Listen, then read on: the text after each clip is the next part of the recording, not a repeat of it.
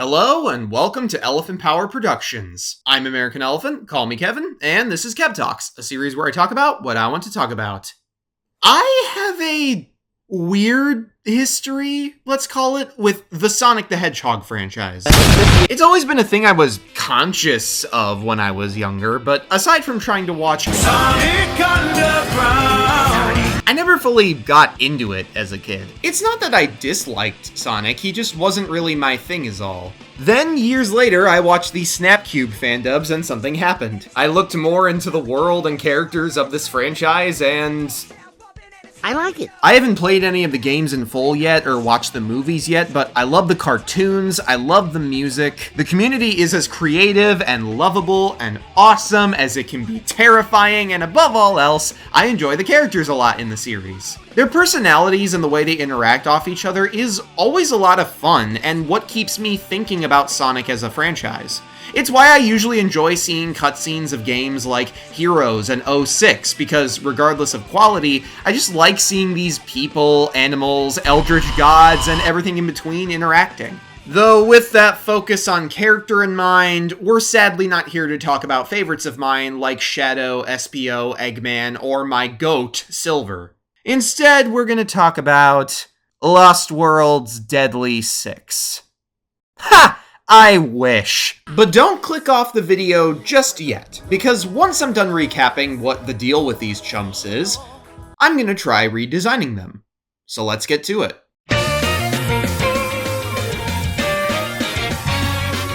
These multicolored creatures, referred to as Zetti in universe, are often regarded by fans as some of the worst Sonic franchise villains, and yeah, it's easy to see where people are coming from. To be clear, I've never played Lost World myself, but A, I have at least watched the cutscenes, so I know what the story is, and as a result, B, I don't want to play it. The game looks to be an odd experience with weird art direction I still don't entirely understand, a very bland-looking story with some bizarre writing decisions and spots, and dialogue that is okay, in rewatching the cutscenes for this video, it's slightly better than I originally gave it credit for in my script, but I've been itching for a fight all day. I think you're itching because you need a bath.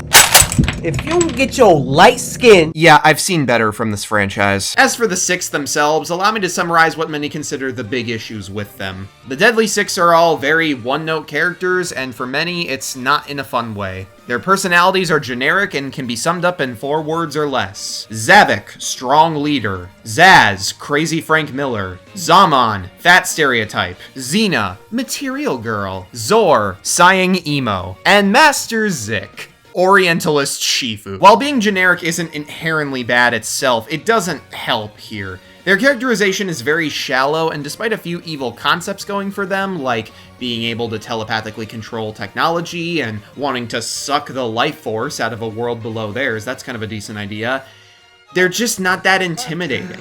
They're mostly just very generic monsters that don't hold a candle to other monsters in the series, like Chaos, Dark Gaia, the Bio-Lizard, Mephiles, Iblis, Solaris. Yes, I know those last 3 are the same person, don't at me. Hell, even Black Doom was more interesting. Hey, what's up? It's me. Stop! Okay, now we're gonna talk about designs, and honestly, as somebody who's gone to college to learn animation and really likes drawing characters, I don't dislike them. Starting positive, each character here at least passes the silhouette test, if that's something you care about more than literally anything else, as no 2 Zetti look alike. They all have unique proportions, primary colors, jaw and eye shapes, postures, and so on, with some spiked wrist guards, spiked feet, horns, and patches of black adding some visual connectivity amongst them. It kind of reminds me of how Skylanders Imaginators had all its new Sensei characters, minus the Trap Team villains Crash Bandicoot and Neo Cortex, be given golden belts and usually some form of black in their design to give them a little aesthetic link. And because their personalities are generic, their designs easily convey them, so yeah, they're not that bad in my eyes. However, they're still a little off. I don't know why, but they just kind of feel weird when thinking about other franchise character models. I remember when Jay's reviews jokingly called these things Teletubbies, and even as a joke, that kind of does illustrate what's so weird about these guys. They sit in this loosely uncanny valley where, largely due to their proportions, they're too kid-friendly to be intimidating or scary, but they're too spiky and shit to be close to things like the aforementioned giants. Plus, there are parts of their skin that look like clothes, so depending on how you look at them, that can come off as a tangent. It's like morph suits of more armored hero designs. It looks weird. Lastly, there's the name, Zetti, which, if you're like me and watched Animal Planet cryptid shows as a kid, or just know what the Abominable Snowman is, makes you think Yeti. Yeah, I don't see it. Like, at most, Zavok and Zomom are big. Zeena has a snow level, and I guess their feet are similar to the Honey Island swamp monsters? I don't know. Simply put, none of the Deadly Six give me a Yeti vibe, and that's the main word I think of when I hear Zetti, so I'm not sure what's with the naming convention there. I mean, seriously, they don't even look like they could pass as fucking Cadbury Yowies. Not that kind of Yowie! So, here's a question I have. Why weren't they animals? Honestly, when I look at them, I get the sense that they're not supposed to look like this. I see the Deadly Six, and I think they should have just been different animals we haven't seen before or too much of in the Sonic universe. You know, to fit with the Lost World title, since if they're lost, people are less likely to know about them. Wait, stop everything. Hi, I'm editing this, and I just found this out. They're based on Onis. Yeah, that makes way more sense in hindsight, actually. Well, I still want to do this exercise, so I'm going to take these designs and give them new wild animal looks, but more specifically, animals that have something deadly or dangerous about them. That's right, we're pulling a Bizabazow and a Casual Geographic. It's almost like that Deadly 60 logo gag was foreshadowing or something. To clarify a tiny bit more about what I'm trying to do here, I'm going to make my Deadly Six redesigns animals found in Southeast Asia, Oceania, and Australia, since those locations are known for having very unique, deadly, or downright scary animals. Specifically, I want to choose animals that, at most, haven't been used in the Sonic franchise a lot, or are just entirely new, since I want to emphasize that they are different right away, coming from the Lost Hex. However, I'm still going to try making designs with similar postures, silhouettes, and color schemes, because again, to the original Zetti's credit, I can tell them apart as characters, even when they're black masses, and I don't want to just abandon that aspect of their character designs. And lastly, this video is in no way meant to call the people who made the Deadly Six bad at their jobs. I'm not here to critique professionals on a Sonic game. I'm just doing this because I like animals, I like the aesthetics of Sonic, and I think this could be a fun art project. So, with those quote-unquote rules gone over, let's get to redesigning. Starting with Zavok is an odd place to start, as I kind of like his design, but also don't.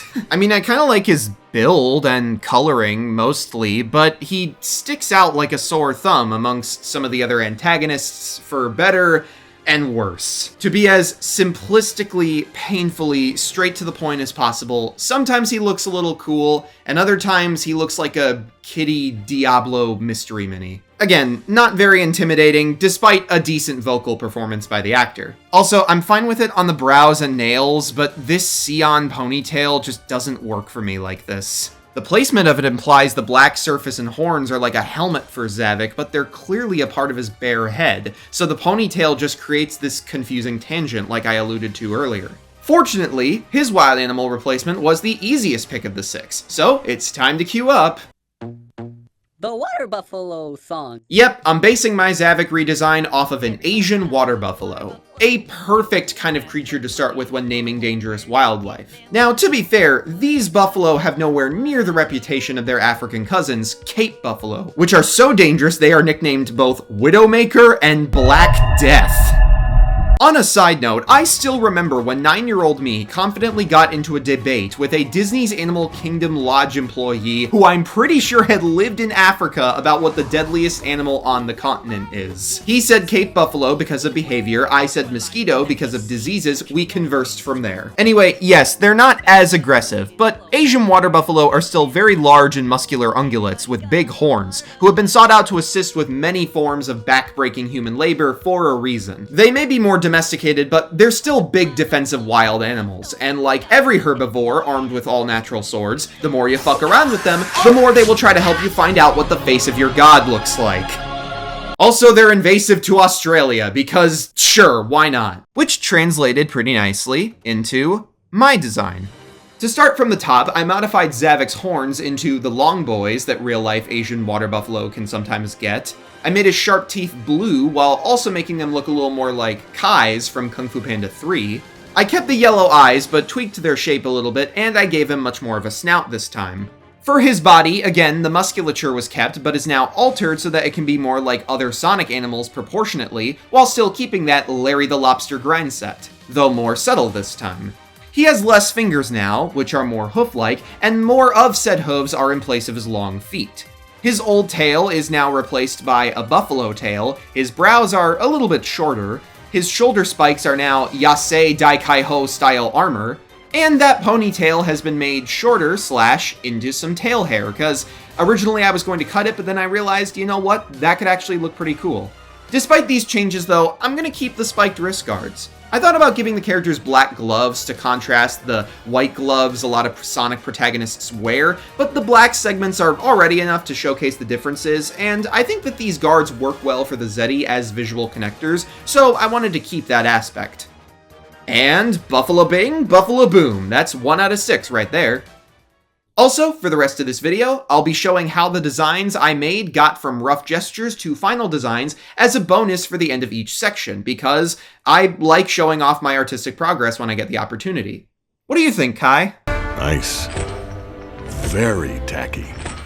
Get your fucking dog, bitch! It don't bite. Yes, it do! Next up, Zazz, aka the crack addict. And being honest again, even though I kinda hated this design at first, looking more at it now, I don't think it's that bad. He looks weird being in the Sonic franchise, yes, but the design itself is fine. Or at least the outline of it is. I've seen worse. And hey, in Sonic, weird is relative anyway. Still, I want to make him an animal like everyone else, so let's keep going. Coincidentally, design and personality-wise, he's supposed to be a more wild and arguably animalistic character. So with my theming choice, not only is that perfect in theory, but because of this, I was planning on making him a Tasmanian devil. Except, here's the thing. My goal with this is to keep similar physiques to the original Deadly Six designs, which in my mind means picking animals that fit that criteria as close as possible. And as much as I love T-Devils, I don't think they quite fit. I also briefly considered making Zazz a thylacine, aka a Tasmanian tiger, as both of them have very large jaws, but due to the tragic and sad history of the Tasmanian tiger where they were effectively hunted into extinction, Allegedly. We can't confirm nor deny that. off of a lie that they were bloodthirsty, sheep-murdering carnivores, I'd personally rather not add to that history of stereotyping by making the most violence-hungry character on this team a Tassie tiger. It's just me. I'm not gatekeeping thylacine character design or whatever. I just prefer not to. But where does that leave this punk rock, bebop, mommy long legs looking ass pitbull? Well, let's see. Long physique with a wide mouth, but I don't want to do a snake since that didn't work out for the bland bitch that was Lyric. Claw-like nails, a long tongue that almost looks infected. I got it! Monitor lizards. For the normies, this is the family Komodo dragons are in, and they fit Zazz perfectly. Big mouths with sharp cutting teeth, long tongues, a lanky but thick, strong, fast figure, an appetite for anything that moves, including humans if you tempt them enough, and a tail to top things off. Now, to be clear, because some of you really need to understand this, Komodo dragons are endangered, and no, they're not pure evil monsters. While you might be uncomfortable with their eating habits, they're just animals. They're doing what they have to survive as predators. But that's the thing, though. They are still predators, and, inspiration-wise, a great choice for a Zazz redesign. So, here's my attempt. I reworked his head shape to be more Komodo-like and took inspiration from Sonic's own Espio a little bit. Although chameleons are not monitor lizards, they are still very effective predators in their own right who can eat some crazy shit. And visually, this creates some color consistency between these two reptiles since they are both purplishly colored.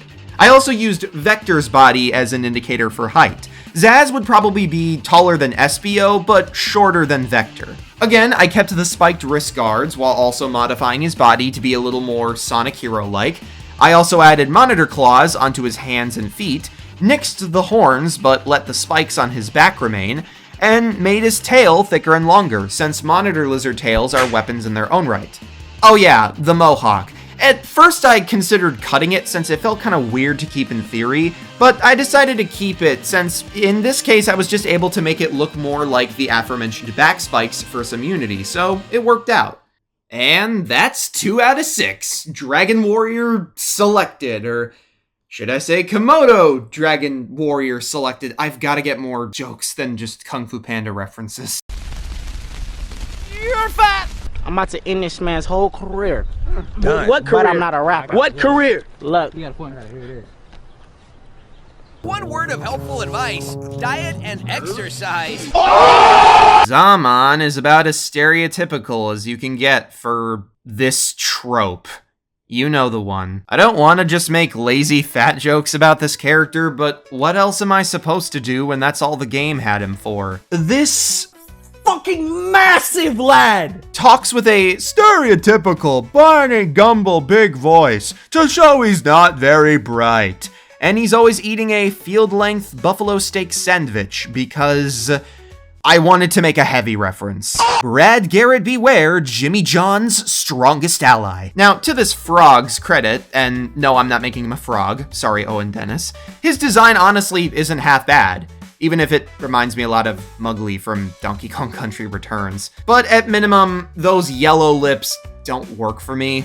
The color works for his body's palette, but the lips themselves just look so soft and fake to me. Seriously, who slapped these on queso? They'll just make him heavier to render. I'm shutting the stream off. Ban everybody that said of course. Well, anyway, we gotta make this guy some kind of rotund animal, obviously, and we already did an ungulate, so let's get more creative. You know, his physique is actually similar to an orangutan's, and they can be a little deadly if pushed, but those horns make me think of something else. What animal is it? Oh yeah, pufferfish. Also called porcupine fish, these expansive doodads are surprisingly dangerous. In addition to their inflation abilities making them a choking hazard for predators like eels, fugu pufferfish from Japanese waters are filled with a destructive neurotoxin, i.e. brain poison, called tetrodotoxin. And as this clip shows, yes, this shit will kill you. The poison in fugu is tetrodotoxin. It's 1,000 times more potent than cyanide, and there is no antidote. The poison paralyzes its victims, but leaves them fully conscious. Yet this does not stop them from being a unique delicacy in Japan, because of course it is. Now yes, to be completely fair, you do need a license to cook and or receive fugu, so there are at least protections in advance, and as explained by the lovely chef here, the fugu that he serves up is non-toxic. What we serve here is 100% non-toxic. If we break this law, we're ruined. Regardless, I don't think it's a hot take to say I'd rather not get game-ended eating the squishy. There, now we can get back to this fat ass, and you know what that means? Fish! Boom! He's a pufferfish now. To start, his girth is kept intact because we love a good big-bodied powerhouse on this channel, only now it's rounder to emphasize the globe look puffers give themselves when inflated. I added more spikes across his body, and his lips are now slightly modified so that they are slimmer and less obnoxious looking than before. As for the dots around them, I'll get back to that in a minute.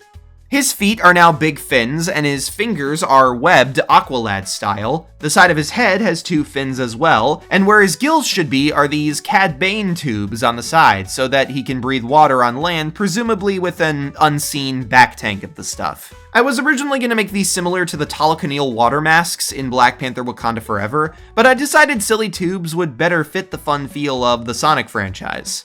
And lastly, his colors have remained the same, with some spots added across his body, like those of the fishies. There we are, 3 out of 6 with the big bitch. BICTH. The year is 2050. They're making the 35th Five Nights at Freddy's game, and they've gone woke. Instead of serving pizza, they now just serve cunt. Next up is Zeena, and what a shock! Her character is dull too. Zeena's personality has often been given the label of just girl by the Sonic fandom, and frankly for good reason. Sadly, that's pretty much all she is. She is the girl Zetti, or at least what the writers think a girl typically acts like. The most interesting thing you could say about Zeena is she likes men with initiative, since she has none. And this is reflected in how she cares about her damn nails and compliments of her looks more than others.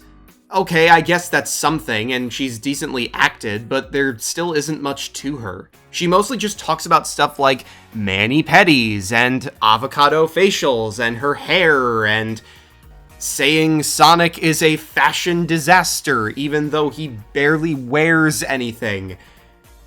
I'm sorry, guys, I don't see the funny. Oh yeah, her design. Once again, on a nicer note, God, take a shot how many times I've said once again this video.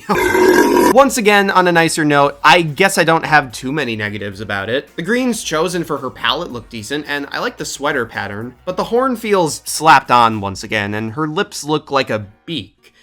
In fact, her whole face oddly reminds me of Tweety Bird. She gives me bird vibes. She is a bird to me. I don't know how else to put it. Oh well, at least that makes my job easier. The question now, however, becomes which species do I turn her into? Well, originally, I planned to make Zeena a bird of paradise. For those who don't know, they're a group of various species found only in New Guinea and Papua New Guinea, who are famous for their gorgeous feathers and very unique mating rituals. So I thought that with how much Zeena cares about her looks and waits for men to do work for her, it'd be perfect to have her as a bird where mating rituals involving men doing a lot of the work are so intrinsic to their lifestyle. And I still think that could be done if anyone else wants to try. I'd love to see an attempt at it. But again, she is on the deadly 6, and the only bird of paradise that came even close to counting as deadly is the hooded pitahui. However, while their skin and feathers are covered in a toxin similar to poison dart frogs, as far as I know, it's not really lethal. So, if not a bird of paradise, what will I pick? Easy. Cassowaries. If you're not familiar with them, oh boy, buckle your ass. Also found in New Guinea and Northern Australia, cassowaries are lean, fast as fuck, pretty tall, and capable of jumping over the height of Shaq. They also have a strong crest atop their heads that helps them push through jungle brush at these high speeds. The real kicker, though, is they're kickers. Cassowaries are infamous for their feet. What do you mean by that? Each one sports a long, sharp claw, powerful enough to pierce car doors or attack people. And we know this because they have done both. Although there have only been 3 officially documented cases of human and domestic animal attacks ending in deaths, as you can see from these studies, these birds can still attack people without killing. So yeah, cassowaries are dangerous. Now again, they're not monsters. They're frugivores, meaning they only eat fruit. They are endangered in parts of Australia, and most attacks only occur when people are stupid enough to try feeding them. So you're Gucci if you leave them be. But still, they can be, and sound, scary as hell. In summary, Zeena's design is okay, but I think turning her into a terror bird, not that kind, is for the best. Like this. So, getting the second elephant in the room out of the way first, her hair is gone.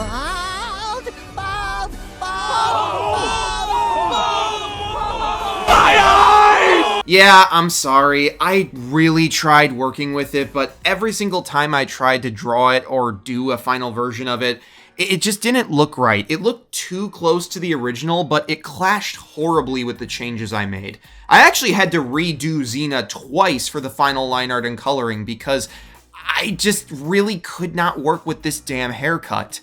And looking at it anyway, does this horn really look like it's coming out of it? Do the hair and horn really look that properly connected to the rest of her head, people? I just had to cut it. It wasn't working for me. And the primary reason why is because of this. You'll notice I have transformed her one horn into a cassowary crest, and now the pink has been replaced with green for 2 reasons. One, it just worked better with the final design. When I tried making it and the feet claws pink, it clashed pretty badly.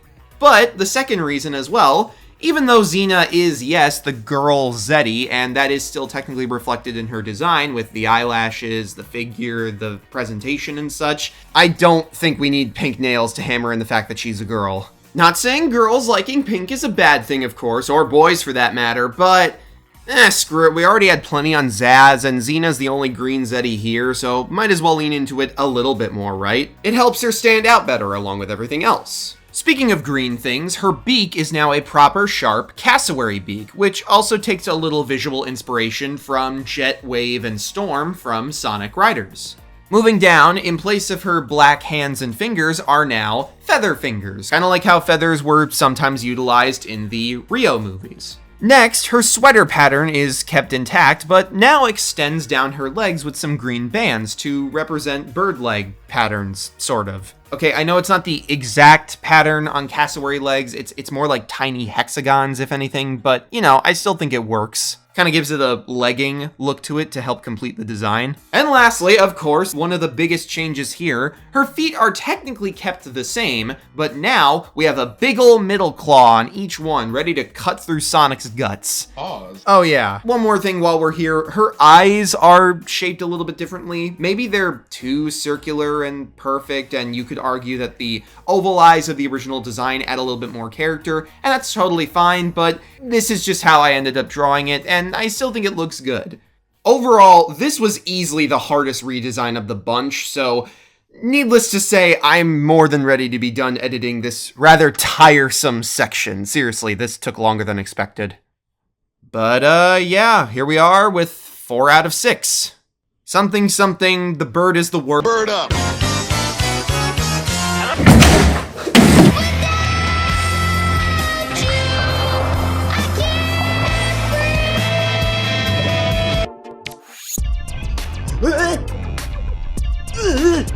God, that looks gross. I get the intent, but bro looks like what Jason Funderburger sounds like. Hey, Sarah. Anyway, what animal did I make him? A platypus plumber? Perry the platypus plumber? Perry the... Surprising, huh? Yeah, frankly, I don't know what other kind of animal you could have made him with the guidelines I have, so I went with something that felt uniquely weird by design and could look good with a darker color scheme. Yes, platypuses are among the least dangerous animals chosen here. However, they are still technically carnivorous, since they eat aquatic creatures like crayfish, and I think that can fit with Zor's personality. Unless you attack or anger him, he's not looking for a fight. And yes, for those wondering when I'd mention it, male platypuses have venomous ankle spurs used for sparring matches on their hind legs. Their venom can't kill humans, but it is enough to paralyze small animals, and if you get nicked with some, it's gonna hurt. It causes swelling pain that isn't respondent to morphine, and it can cause a long-lasting increase of pain sensitivity, which in rare cases can last months. So TLDR, This won't kill you, but it ain't gonna tickle either. I think that kind of unexpected danger fits very nicely for Zor. When you look at this fool, you think sad sack, easy to beat, generic emo boy, but one with something up his sleeve. And he certainly seems to be utilized as such in game. Also, one last thing. While I did try to keep his physique and posture intact, I did make some slightly more drastic reworks here, so don't be too thrown off when you see this oversaturated, deflated coconut crab claw disappear. 3, 2, 1, parry. Again, sorry for the whiplash, but I had to do this. I couldn't stop myself. Gone are the horns, shitty haircut, rat tail, and lip freckles. What is that? And in their place are regular freckles, fingers, and feet with light blue webbing between them, along with a frowning purple duckbill for a mouth, a purple patch on the head, and a nice pale beaver tail. Also, although his feet are modified, I made the ankle spurs look a little bit like his horns to make up for cutting them and all the other elements of his original design. And, yeah, 5 out of 6. There's not much else to say since this speaks for itself, so here's the rough process, and let's just get to the final design, shall we?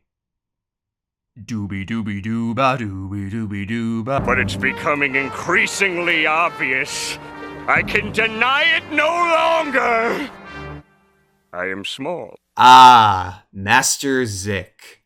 The blue M&M virgin to Sensei Wu's Chad. Say hi to MC Charlotte. Long before time had a name. Writing-wise, he is crafty, and while it is interesting that Zavok is written to heavily respect Zik, along with the idea of him being apparently more peaceful than the others, since he talks about peacefully tending to his garden at one point in the game, there's not much depth to him. He's presented as a mentor, but doesn't act as one. Frankly, he tests people more than he teaches them. As for the design, once again, it's fine. I'm always a fan of black and blue, so I appreciate that here, but it's just nothing spectacular, and once again, not that intimidating. Listen, I don't hate goofy villains. I hope this video hasn't made it seem like I really hate when villains are goofy. Hell no! I'm a Power Rangers fan. I love a good goofy villain. I may be mixed on Dino Charge now, but I'll always love Sledge, and he's way funnier than he is intimidating. And Japan? No one has any fun there. Throw up your hands having fun in Japan. And I'm not making these redesigns to be super scary or anything, so in hindsight, bringing that aspect up so much is probably unnecessary and redundant. That all being said, my last animal pick is intentionally meant to be a little bit spookier. Once again, I chose an animal that isn't super dangerous. In fact, it's probably the least dangerous to humans in this video. But since we're talking about creepy creatures, I know the perfect animal to make this bouncing, big-eyed, solitary ankle biter whose hand is always on some wood. Pause! Have you ever heard of tarsiers?